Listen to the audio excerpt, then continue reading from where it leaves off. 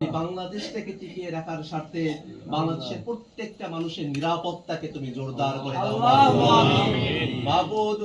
এই বাংলাদেশে যাতে আর কোন বিদেশি শক্তি আর কোন বিদেশি দালাল রাশের বাংলাদেশের রাজনীতিকে আর কলুষিত করতে না পারে সেই তৌফিক তুমি আমাদেরকে দান করো মাবুদ।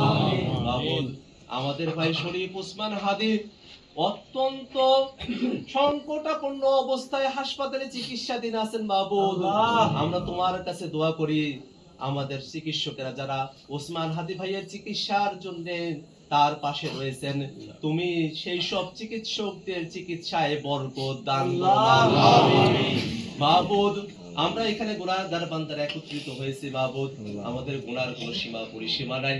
আমাদের সমস্ত গুনাহগুলোকে ক্ষমা করে দিয়ে আমরা এই বাংলাদেশে জুলাইকে বাঁচিয়ে রাখার জন্য শরীফ ওসমান হাদি ভাইকে আমাদের মাঝে ফিরে পাওয়ার জন্য নতুন বাংলাদেশকে নতুন করে গড়ার স্বপ্ন নিয়ে তোমার দরবারে আমরা হাত উঠিয়েছি মাবুদ। আমাদের হাতকে তুমি খালি হাতে ফেরাইয়া দিও না।